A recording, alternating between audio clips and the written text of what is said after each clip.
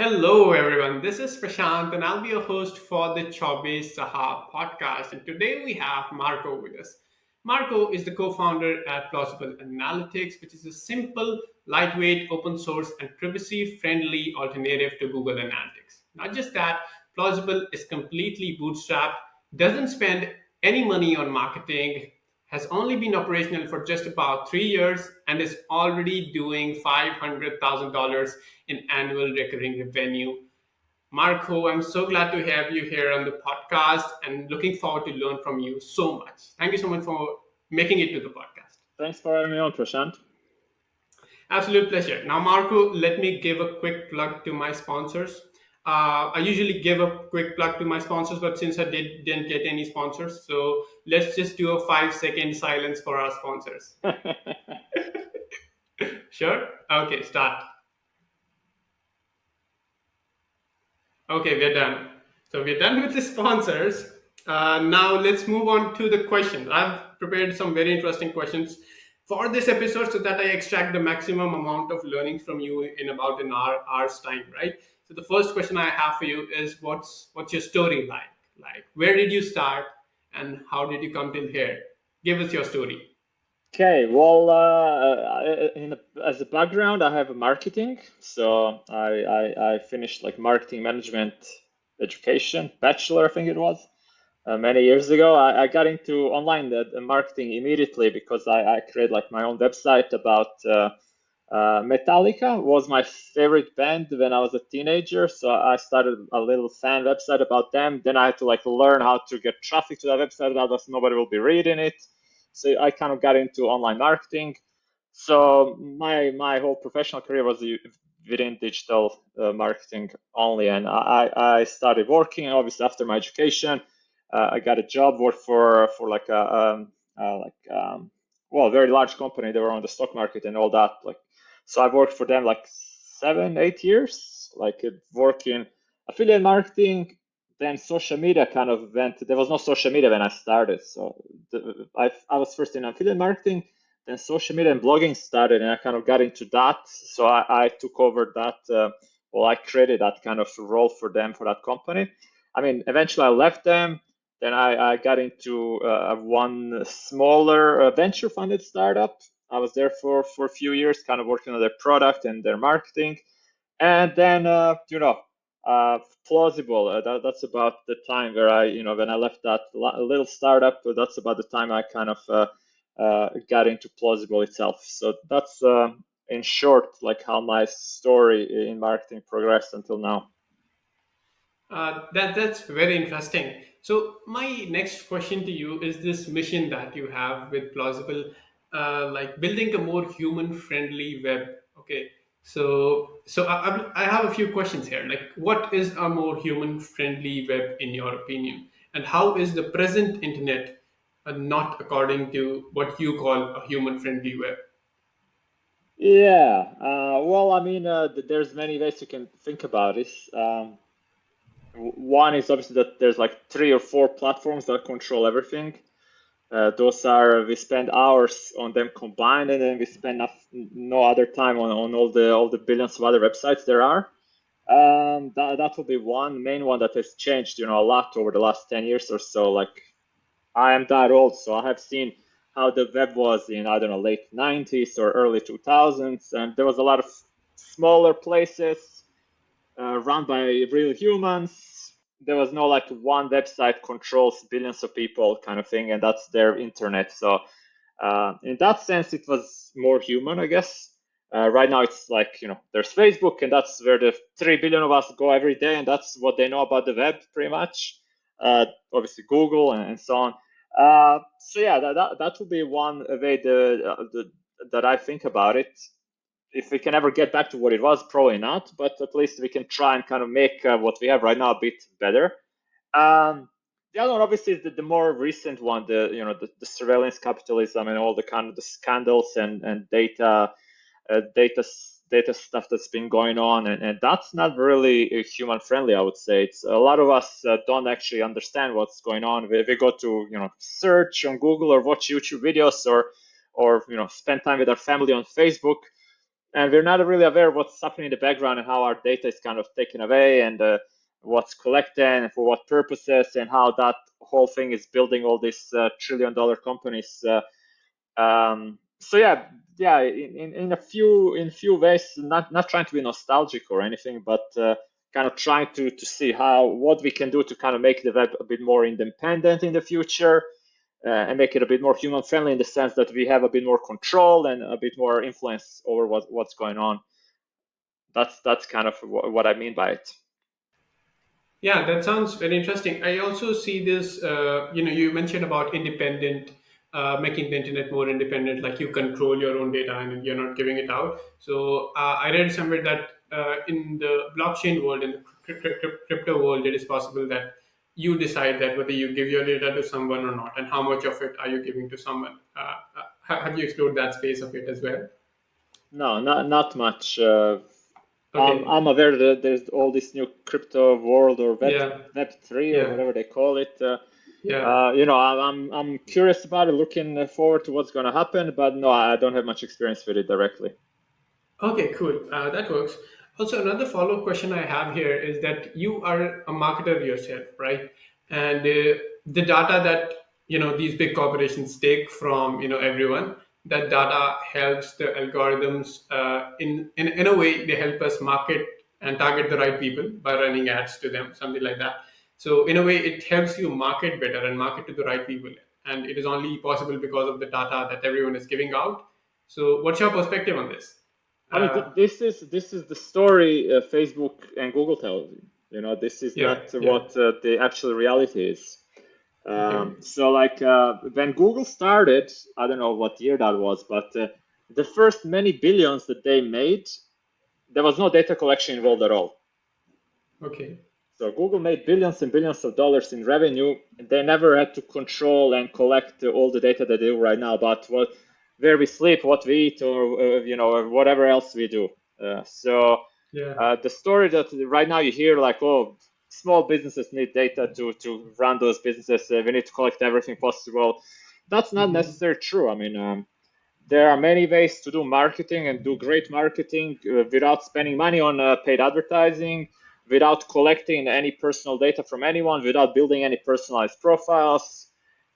So yeah, I think this story that's been told by these big corporations and that many people have Mm-hmm. accepted as being the truth is really not really even close to being the truth. And Google themselves are a great example of how you can make a lot of money just by showing contextual ads, for example. That's how they did it.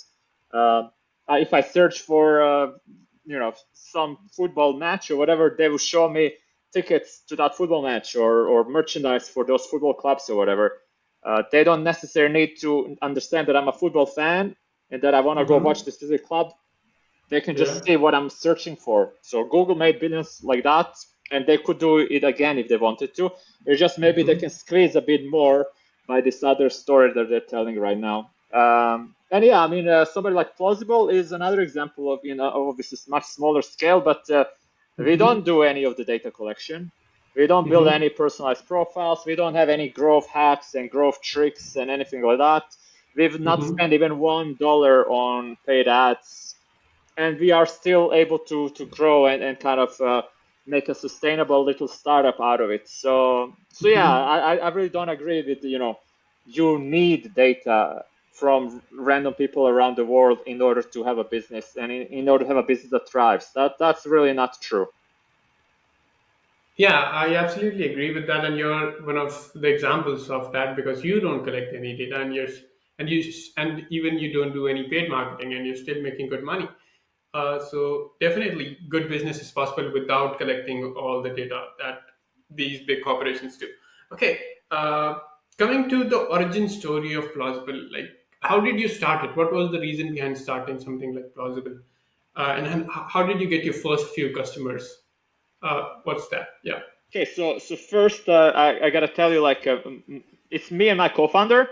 My co-founder is Yeah. the technical, so development, design, all that stuff. I'm like the marketing Mm-hmm. side, so blog posts, social media, communities, all that stuff.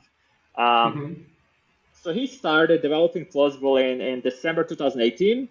So he Mm-hmm. spent 6 months or so until he released like the first paid product, like similar to the way you know it now. And then it took him maybe 8 months or so. He was like, "Oh, it's not going anywhere. I have less than 100 customers. My MRR is like $300 something. If it continues like this, I won't be able to continue doing this because I won't be able to pay my bills, and I'll need to go find a new job or whatever." So he was like, "How do I, what do I do now? I've tried this and that. It didn't work as well."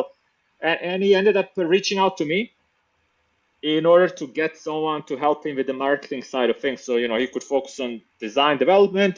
Somebody else can come in and help him push marketing side forward. And these kind of two worlds can coexist and help each other, that we can have a better, more sustainable product out of it. So that's the kind of the background story. So I joined only like a year and 6 months inside the life of Plausible, and we were around 60, 70 customers and 300 something MRR at that stage. But what the kind of like motivation behind creating Plausible is very similar for both of us, actually. It's because we both had experience with Google Analytics. I was working as somebody who would install it on a website. I would spend hours looking at the data to try and figure out what's going on, which of my content is working, what's not. And he will be doing it from kind of developer side.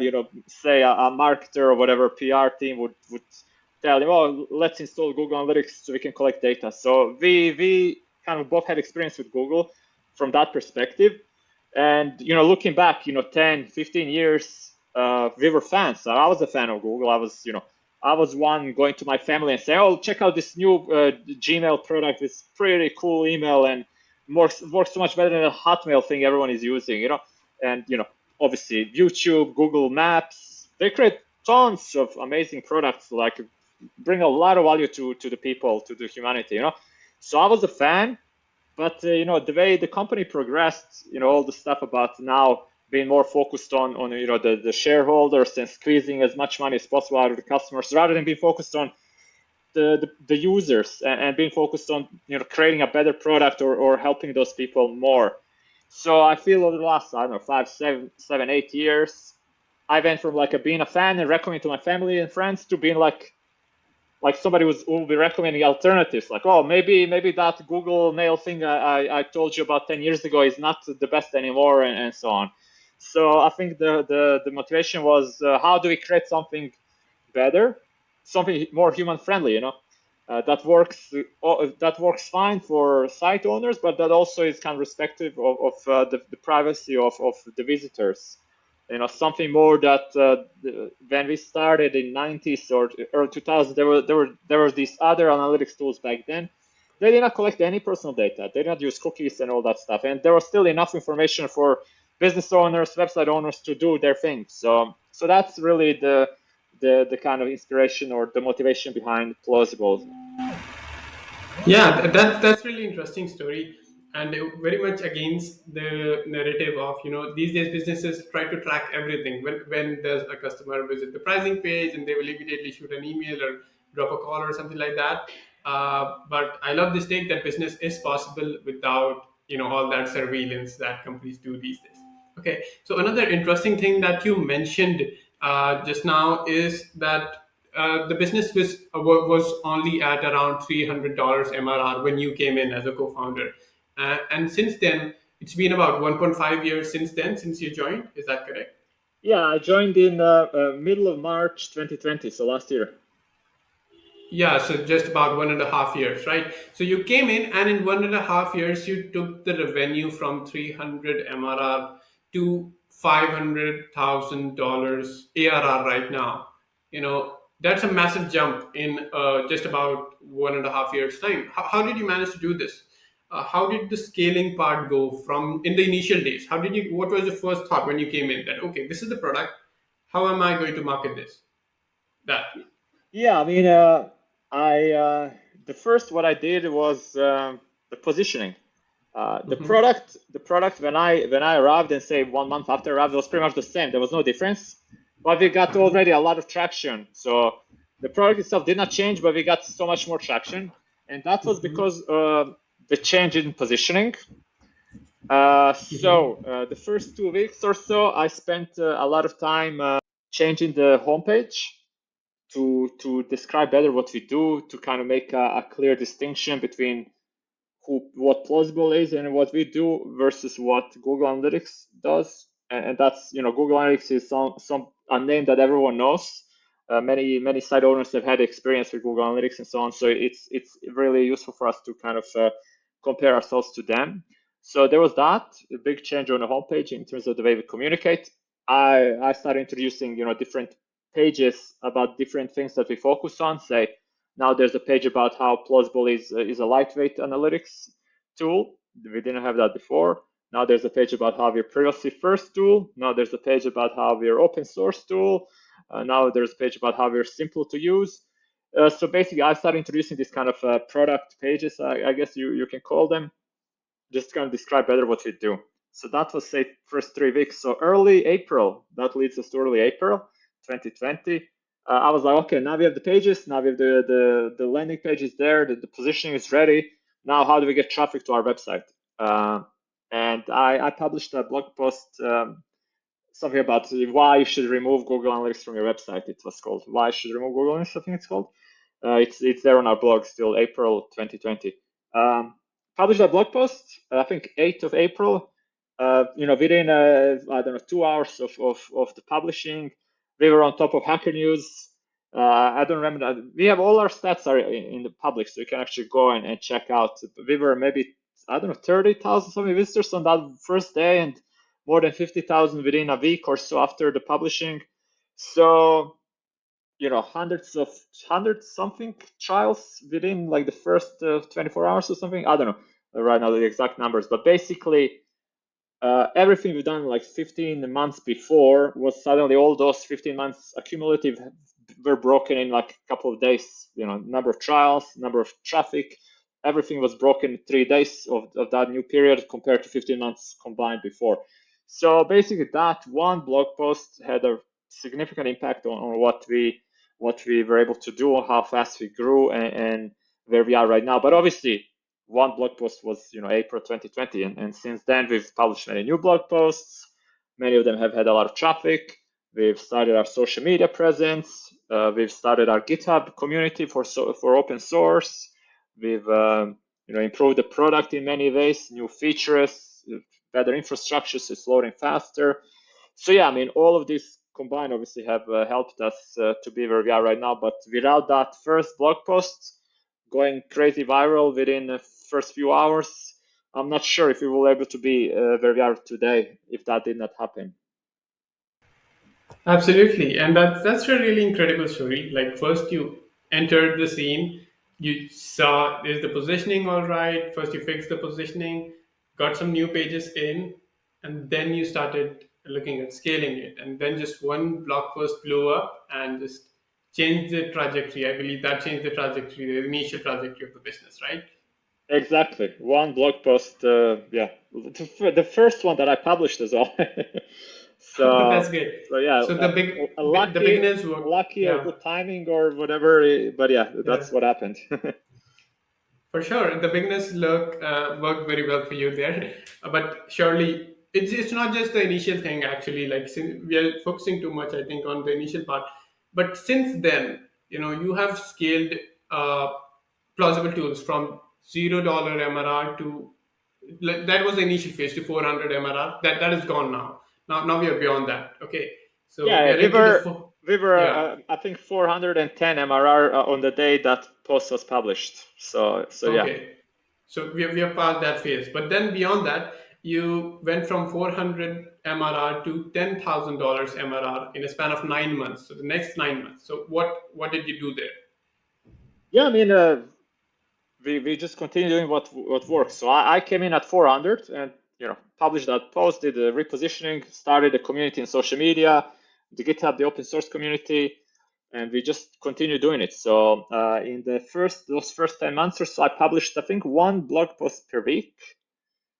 And these blog posts are not like me saying, "Oh, the Plausible is the greatest website in the world." It's not. They're like blog posts focused on what people are looking for. Say, if people are searching for issues about GDPR and web analytics or cookies or referral sources, something I published a lot of content that was basically useful. It was not talking about Plausible. It indirectly mentioned Plausible just because it's us that's publishing the content. But the content was focused on solving problems that the real people have out there. And some of those posts obviously were better than others or more successful than others. We had I don't know, maybe six or so of them ended up on Hacker News, Reddit, Twitter. You draw a lot of traffic. These kind of viral posts happen, and then you suddenly get 20, 30,000 visitors in one day. But the other posts, because that's maybe 5, 6 out of let's say 40 that I published. So the other posts, they're not that viral, but they're more like going and a month after publishing, suddenly there's some traffic from search engines coming for that blog post. As people search for the things we talked about in that post, and then they find our post. And then you might get 5 visitors per day on that one single. Then there's another one with 5 or 7 per day, and that kind of the whole level there of all these smaller blog posts kind of make a difference in the long run for us. So yeah, the big spikes in traffic through social media and communities is a great one. That kind of gets your name out there, gets you links, gets people talking about you in social media. Some of them sign up for a trial and become paying customers.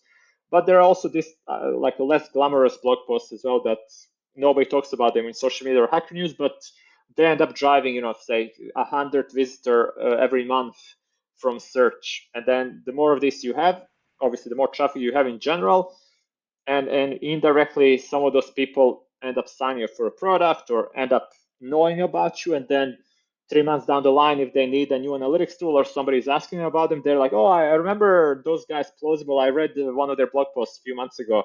I think let's try them out. So that will be the main one. And by having this growth of people that know about us comes also word of mouth. So and that's another aspect that's kind of more prominent now, is that anytime there's somebody asking for Google as alternative or a nice and lightweight web analytics tool or open source tool, Plausible will be one of the, I don't know, 1 or 2 or 3 names that are mentioned there. So that's not what happened back in March last year. This is something, all this work, one blog post per week, all the social media activity and so on, all of that kind of accumulates, and now a year and a half later you can actually see a difference. But I cannot tell you like, oh, we did this change at 11,000 MRR or this change at 23,000 MRR and made a difference. No, it's you have to put this a lot of work over a longer period of time, and then all of it or some of those, but you don't really know which one when you do the work, you don't know which one will make a difference 3 months down the line. So some of the work that we've done, some of the effort we put is now what's kind of paying off and kind of driving traffic to us, driving signups to us. So in that sense, it would be wrong to say that we've changed our approach. The biggest approach change was when I joined compared to what happened before, and then since I joined, this has been our approach. Publish the best content we can, be very active in social media and different communities, communicate a lot, be very upfront and transparent, and yeah, you continue improving the product, listen to the feedback, speak to people, improve according to what they're missing, what they're lacking, what's kind of like one thing that will make them switch from Google Analytics, what's missing in Plausible that will make them switch. And yeah, that's it might look like a huge thing, from 400 to whatever 41,000, whatever we're on now in a year and a half. But this says there's many days there, and every single day has been a little bit of an improvement in the way we communicate, in our blog posts, in the product, and all of that combined has been what's made a difference, rather than 1 or 2 or 5 different changes we made throughout this journey.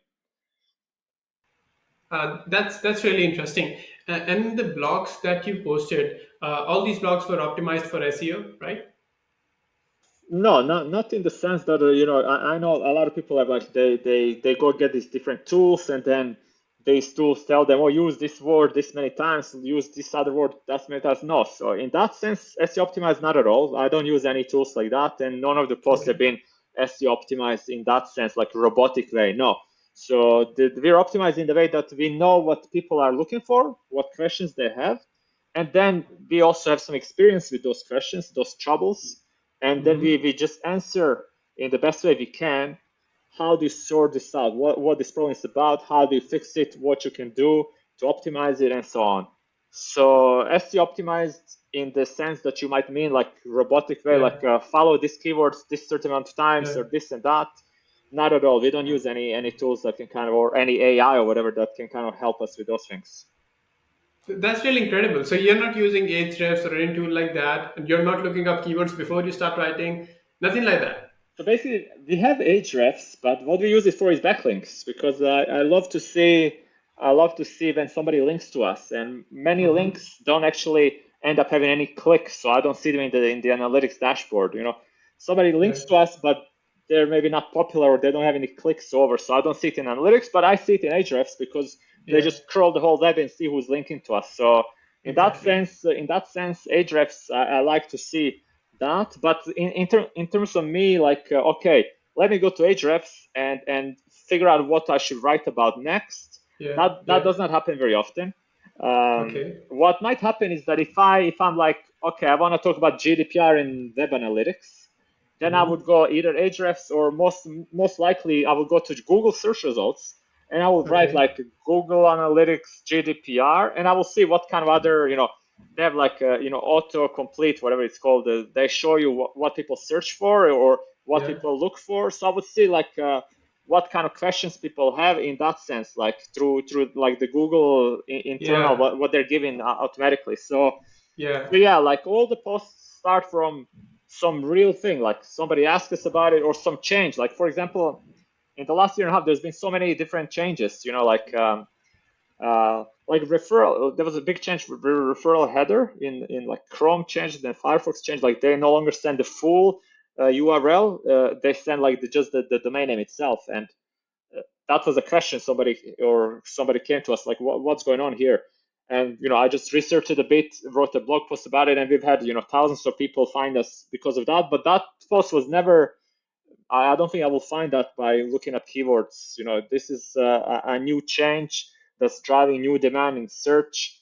And so, yeah, it was not like, okay, let me go to Ahrefs or whatever and find what to talk about. No, it's more like, let me, I know what to talk about because of the questions or whatever changes happen. But then maybe I use some of these tools to kind of just help me kind of have a more bigger post because they can tell me like what other aspects are related to this and so on. But it never starts from there. It's kind of that is used to kind of help me get to a better post.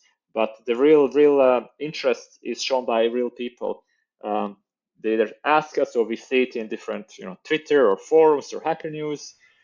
Or just like one of the posts we've done that also was quite good is us talking about new features that we have. So we introduced a way to track 404 error pages, and then we introduced a way to track external link clicks. And then I was like, let me write a whole post on each of these topics and like go like, why is this important? How do you normally track it using Google Analytics? Why you should track it? Why you should fix the 404 errors or this and that? And we write the whole post about them. And then again, this post end up showing for people that search for these topics. So yeah, I think you can get a long way just by listening to what people are telling, and then also by actually being passionate and being interested and having experience in this field that you're writing about. And then these kind of two things combine, and maybe if you add some tool here and there that can help you kind of amplify these things, I don't think you need anything more than that. So yeah, that's the kind of in summary of how we get to the post that we write. Yeah, that sounds so good.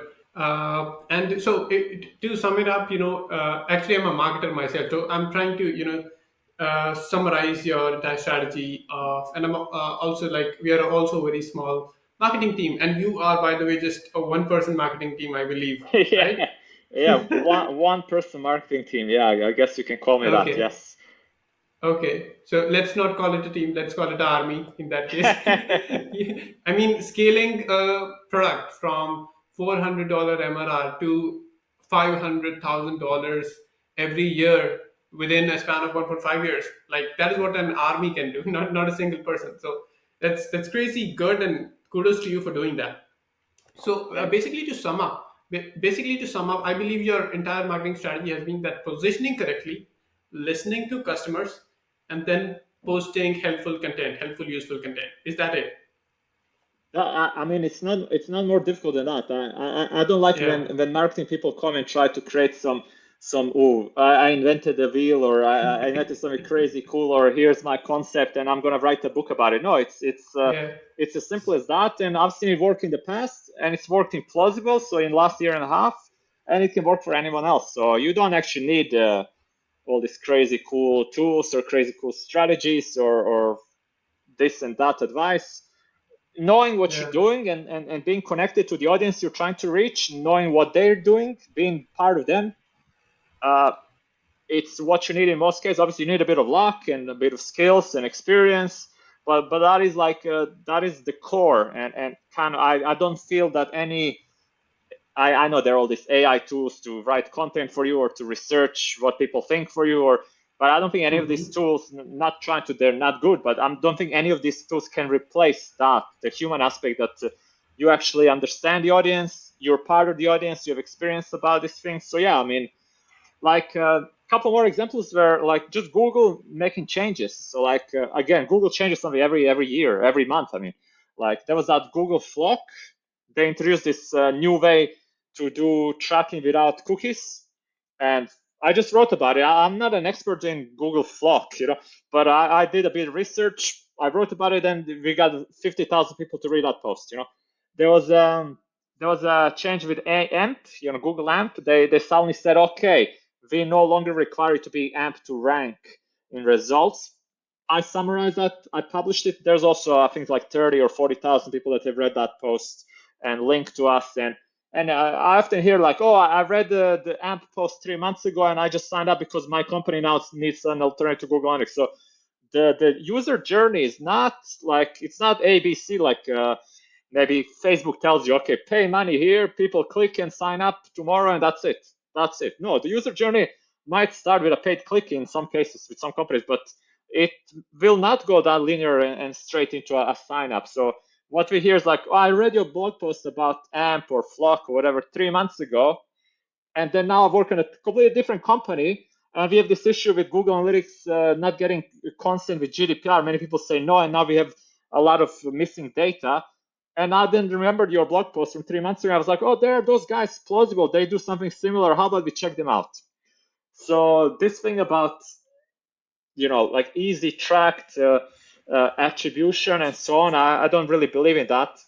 And there's a hmm. lot of different ways people find you, but the fact that you're putting your word out, like putting the name out there with content and whatever else you're doing, social media and so on, kind of makes that difference, that you will be noticed, and some people will remember you when they are encountering a problem you're kind of connected with. So yeah, that's the strategy really. Yeah, I don't know if you can write it out like what it is exactly, but listening to people, being connected, and then acting and Yeah. seeing an opportunity when something happens that's relevant, and then acting on it.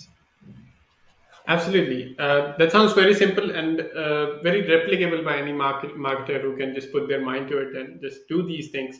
It's not very complex, Another marketer will come in and throw in a lot of jargon. Okay, we did this, that, and this, that, and but you I, just I put I it. Yeah, come I come from the marketing world, so I've seen and heard yeah, everything. So I'm really trying not to make it too complicated, because I don't yeah. think marketing is that complicated. Marketing is all about communication in the end, and as long as you can communicate clearly to the Mm-hmm, people that you are trying to reach and to the people that you're helping solve their mm-hmm. problems, that's marketing for me. You know, Yeah. all this big data or ads or this and that, they're part of marketing, but they're not really required. And if you don't want to do them, you don't need to do them, and you can grow just as well or even better without them.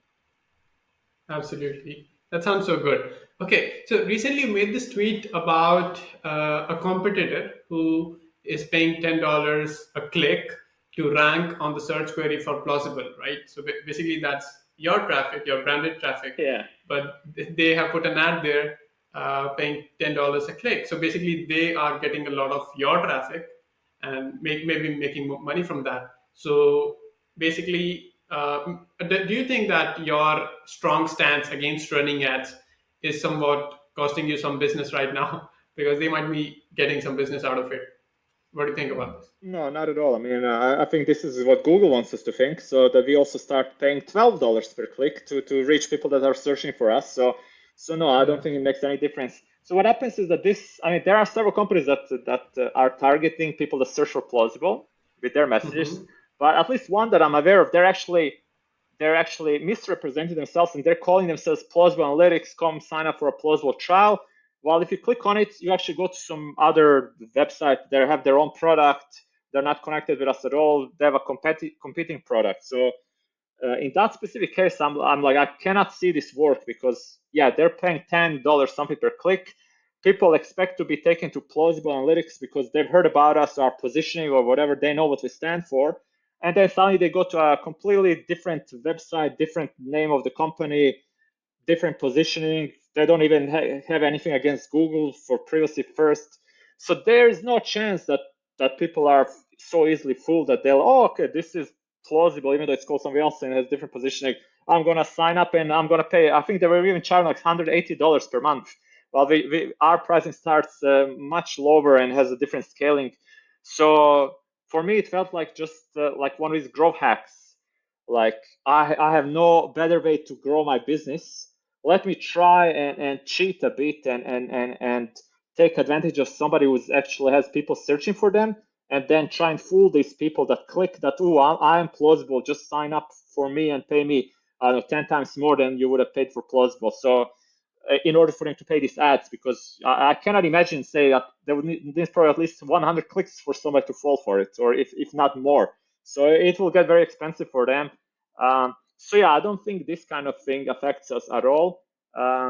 Our click-through rate from Google search for branded search has declined, but that's mostly because people search and then they click on the first, and then it's not plausible. They take so they come back and click on second. So we still, our number of clicks from Google has increased, but this is just like the cause of these guys doing. I think you got to be a bit desperate as a state for your company to kind of have to go into these kind of tricks and hacks to kind of fool and misrepresent yourself as somebody else and pay so much money per click. That will not last, and I expect this company to be out of business by the time their domain name expires. They'll probably not have money enough to renew it. Yeah. So if that affects us, you never know. I mean, maybe in the future it will, Mm-hmm. but you cannot see it in any numbers that we're looking at. We're still having traffic from Google. We're still having new signups. Still, our MRR is growing. Um, I just don't like this strategy, and the worst part of it is that Google themselves, they're not really taking any steps against it. So I was in touch with our legal team, and they told me it's illegal for anyone to use the name Plausible or Plausible Analytics or our logo to talk Mm-hmm. about anything connected to analytics or web analytics in general. and, Exactly. and these Yeah. guys are using the name Plausible Analytics, Plausible Inside a Trial, taking them to completely different domain name. They're paying Google a lot of money. We reached out to Google like, oh, this is Mr. President. No word from Google at all. So I'm like, I understand from their side, they're like trying to squeeze as much money as possible for the shareholders, and they're going to delay any action they need to take.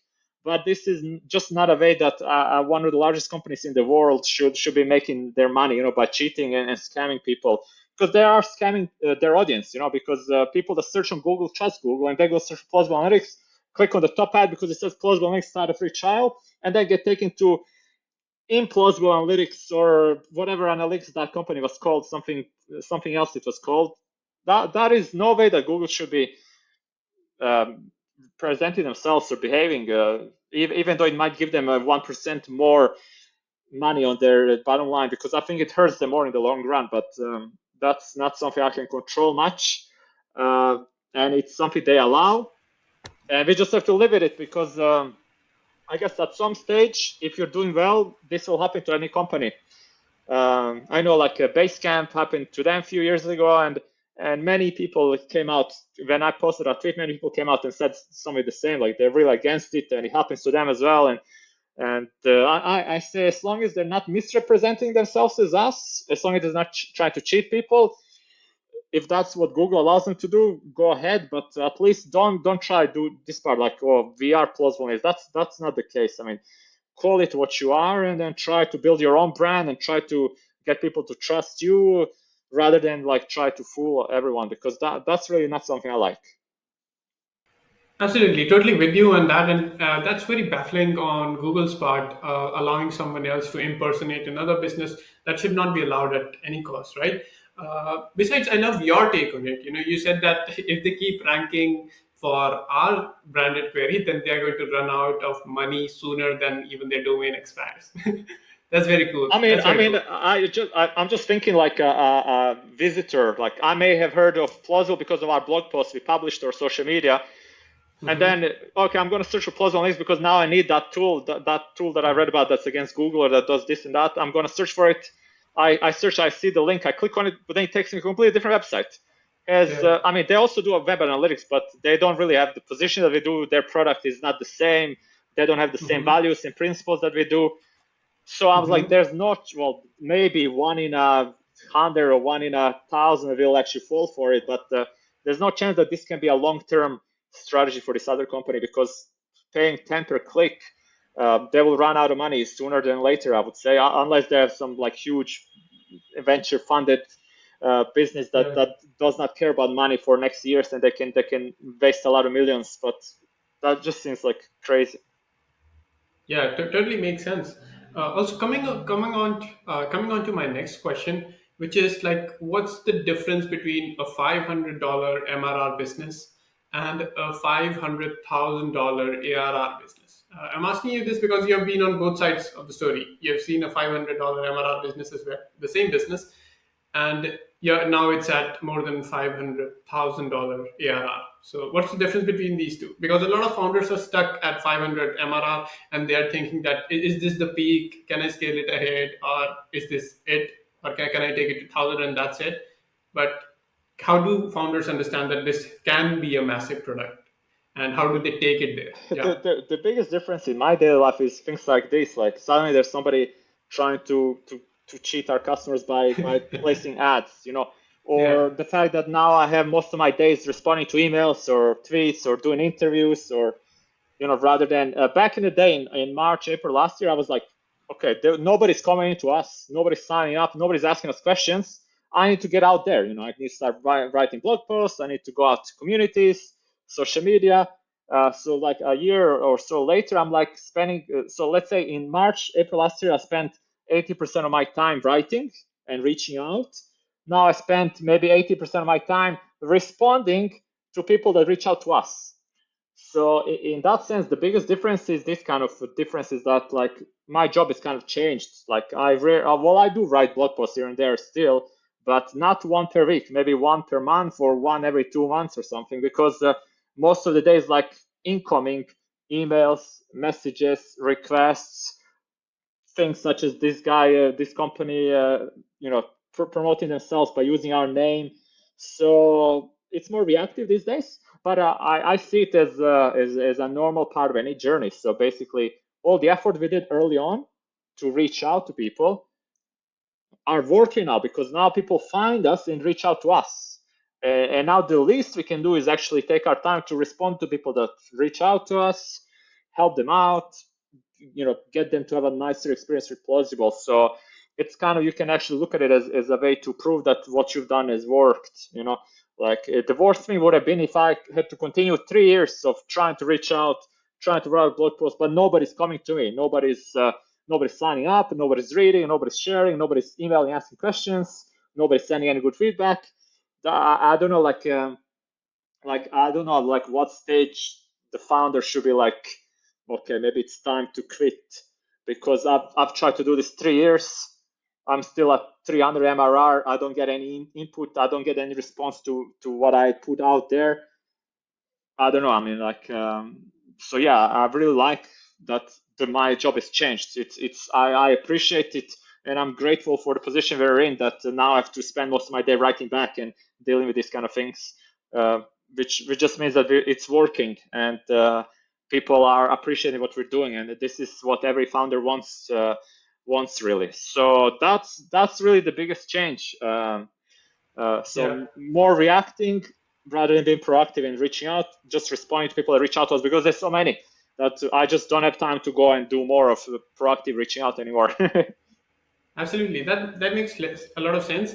But what I really meant to ask is that did you ever imagine, or is that in your is was it in your plan that one day you will be scaling to 500,000 ARR? So maybe let's take 1 year back.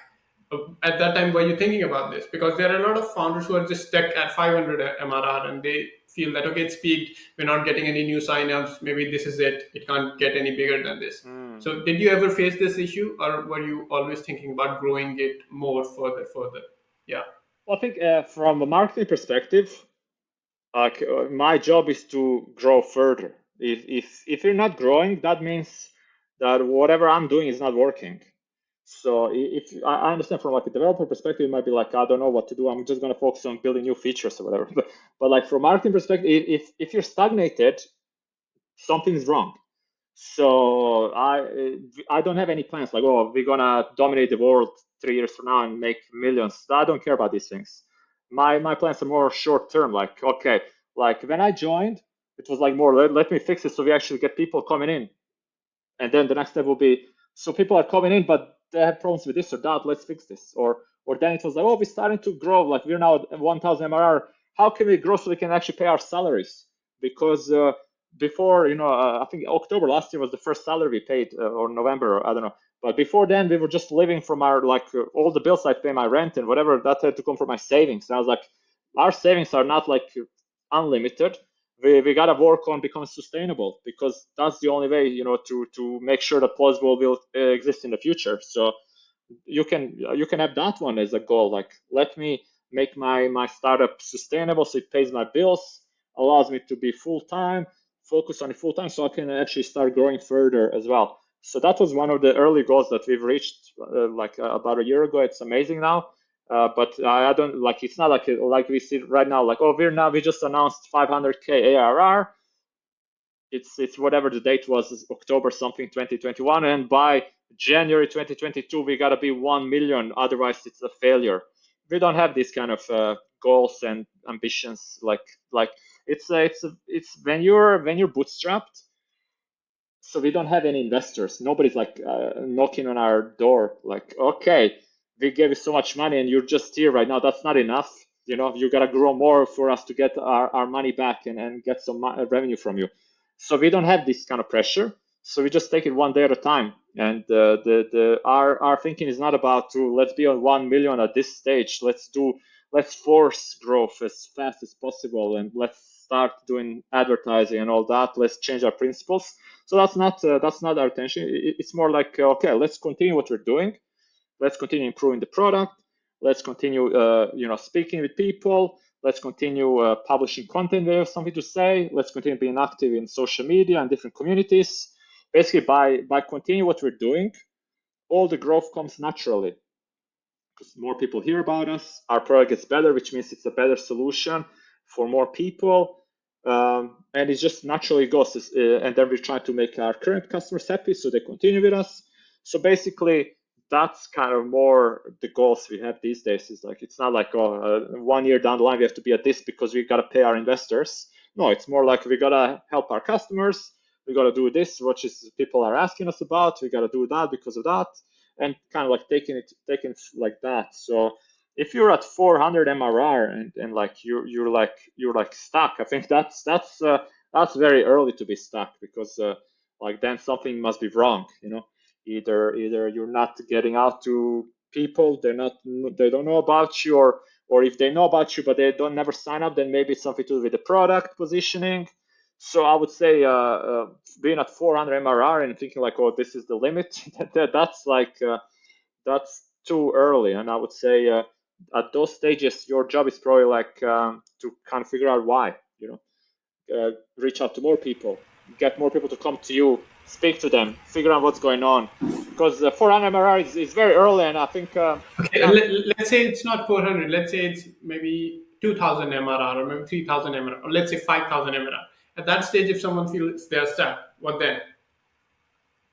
uh, Continue doing the same. No, Yeah. what the main job, at least from marketing perspective, is to reach more people. Mm-hmm. So you're Yeah. at 3,000 MRR.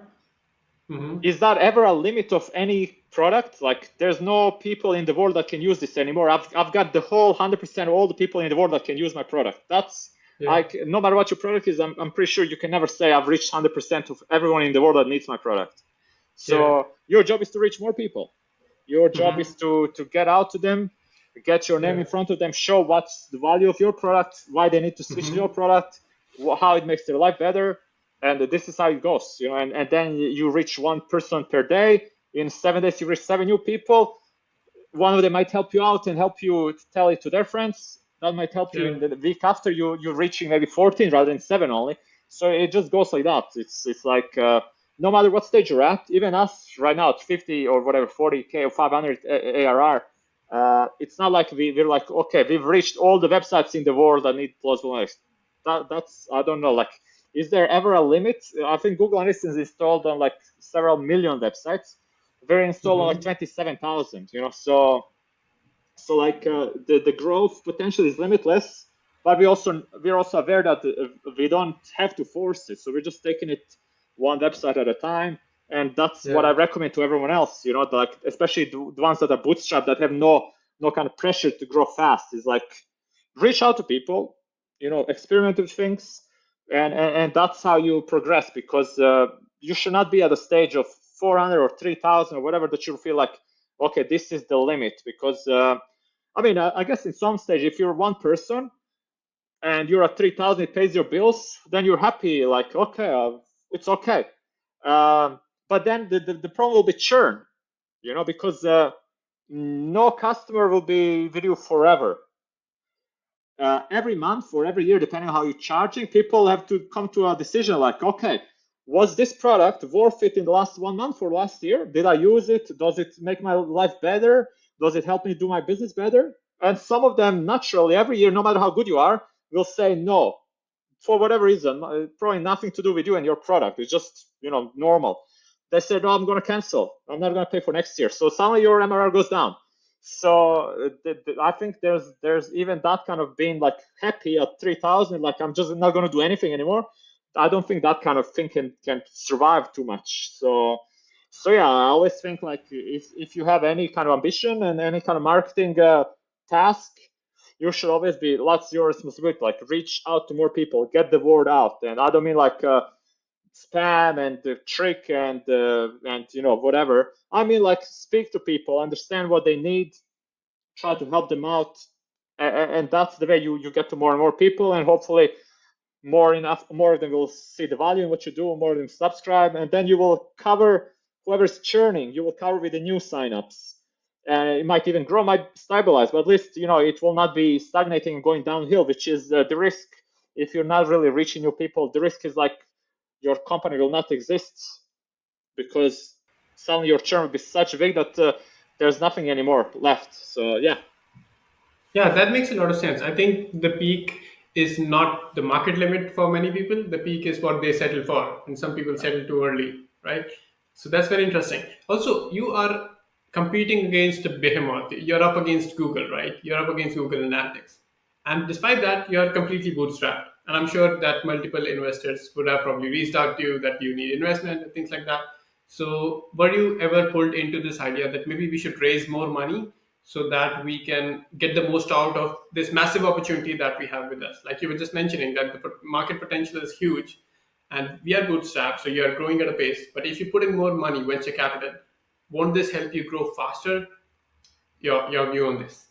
Uh, I mean, you can say like if we get like 10 million right now and give it to Facebook and Google to do advertising for us, we will get more customers. That's normal. But then we will get, we will need to hire more people. Things will break because we're just growing too fast. I will not have fun. What will my inbox look like? I will be like having to deal with hundreds of people every day, having to like have starting to build a team to kind of train them very fast. Like there will be no time to do anything. So I think the way we're thinking about it, we wanna have a normal sustainable business that's doing well, and we kind of feel we're making a difference. We're helping people out. We're making a little bit of difference on the wider web, making it more privacy first.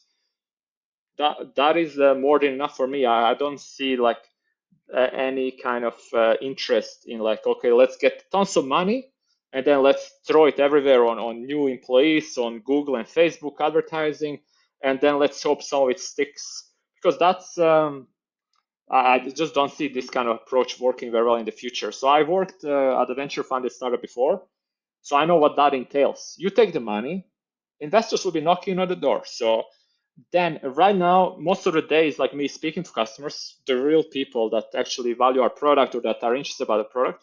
But then say 20% of my day will be speaking to investors, creating random reports, presentations, explain to them why we're doing this or defending why we're not doing that. And this is just why I at least have no interest in that kind of stuff. I really appreciate our independence, and yeah, I'm not really looking for somebody to replace Google Analytics. Like we get hundreds of million websites, that will not happen, and we don't need to force it to happen. Like have the 0.1% chance that it will happen. That we do everything that for that lucky chance to happen. So no, I mean we're happy. It's growing very well. We're growing much faster than even many venture funded startups. We're profitable.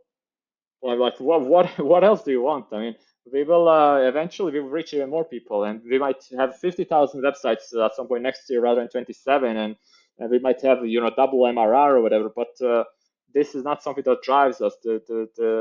That's not something that like drives our day, and it's not my motivation to wake up in the morning like how do I make 50k more MRR tomorrow. That's it will just happen naturally with time and with patience, and most important, we don't have anyone that like can force us. Because what happens as well with venture funded startups, and it happened to me in the last one, is like if things are not going well, then they demand more. And they demand even you to change your positioning, your pricing, the way you communicate, the product. And so imagine suddenly like, oh, we invested 10 million in you, you're spending on Facebook and employees, but we did not make 10 million. What now? Okay, maybe you should open up and not be privacy first anymore, or maybe you should not be open source anymore, or maybe you should do this and that. And all of these things will really create some monster that's not what the little thing that we created already.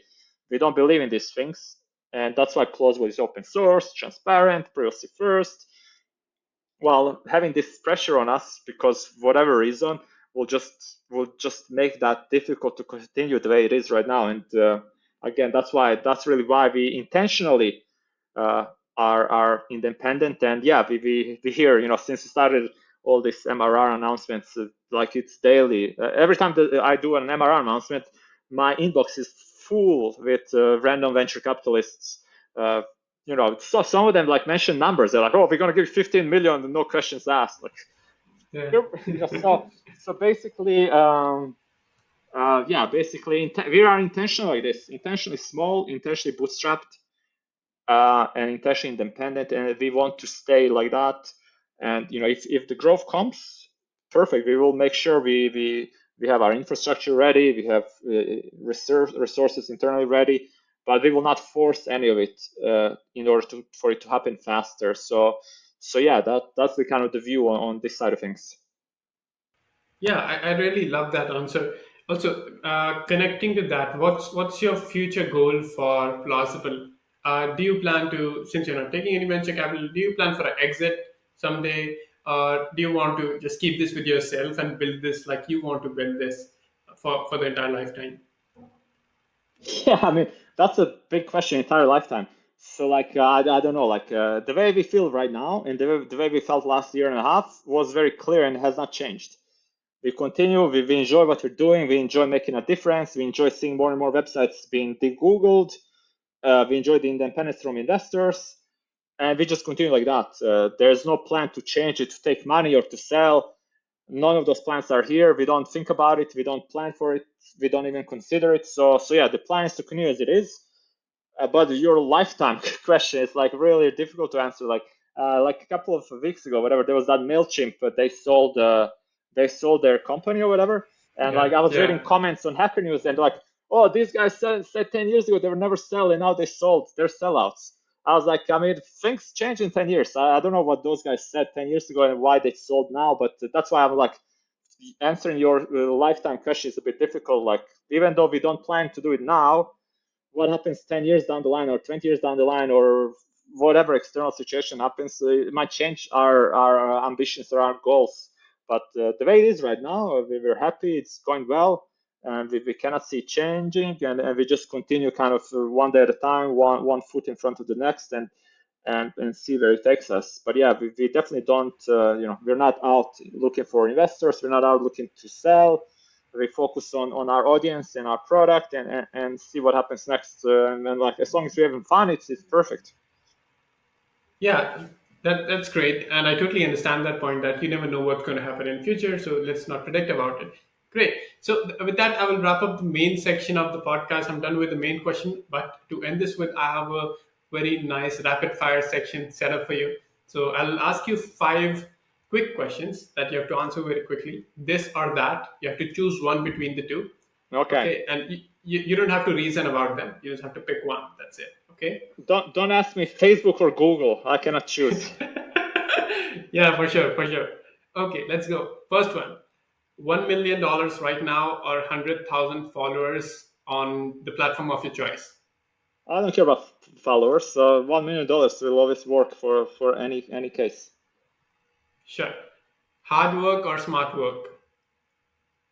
Smart work, unless you have hundreds of emails in your inbox and then you have to work hard to respond to them. Yeah. Okay. Slow and sustainable or fast and exponential? Small and sustainable, 100%. Great. Product or marketing? I think that one I cannot. That's like Google or Facebook. That's like product and marketing are both required in my opinion, and they cannot. What's more important? What's more important? It's like I think even if you have the greatest product, if people don't know about it, it's Yeah. difficult, you know. But then again, if you have the greatest marketing, you have the shittiest product, people will know about it, Yeah. but nobody will stick. So that's why I Exactly. think that there needs to be a balance here. Like one cannot exist without that. That's why I think the balance we have is my co-founder focused on development. I'm focused on marketing. It's kind of really nice little balance that we have, and kind of helps whole of Plausible be better. So I don't think I will choose between those two. Great. I'll let you off on that. Last one, SEO or social media in terms of marketing? I also this for me, I see them as one. Sorry, but like I tried to explain before, you publish a piece of content, Yeah. And and you distribute it. people help you spread the word, and that includes Yeah. social media being one of the biggest drivers. And if that's done Okay. well, eventually Google picks it up and starts sending you traffic as well. So having a SEO without social media or having social media without SEO, I don't see these two things working. I see them both balanced out with each other. So publish content, Okay. first step, get the word out through niche communities, social media, and the last step will be okay. Suddenly Google starts driving you traffic as well. So I don't know. Sorry, I cannot pick between them. Now that's fair answer. Like in marketing, one thing feeds into the other, and love the way you answer that one. So totally right answer there. Okay, thank you so much for doing this with me, Marco. Last thing I will ask you is if anyone wants to reach out to you on social media or write to you about investment requests or anything, what's the best way for them to reach you or follow you? No investment questions, please. But yeah, I mean, I'm Twitter. I guess is the one I spend most time on. My name. There's also Plausible as a Twitter account. Our email is on our website. So it's if you have any questions, reach out. I'm also on Mastodon if you like the open source community. I even have a LinkedIn account. So those are the four main ones that I can be reached on, and whichever one of them fits you best, yeah, feel free. For sure. I'll make sure to put all the links in the show notes below so that anyone can reach there directly with a click of a button. Thank you so much for doing this, Marco. It was a pleasure talking to you. I hope you enjoyed. Thank you very much for having me on.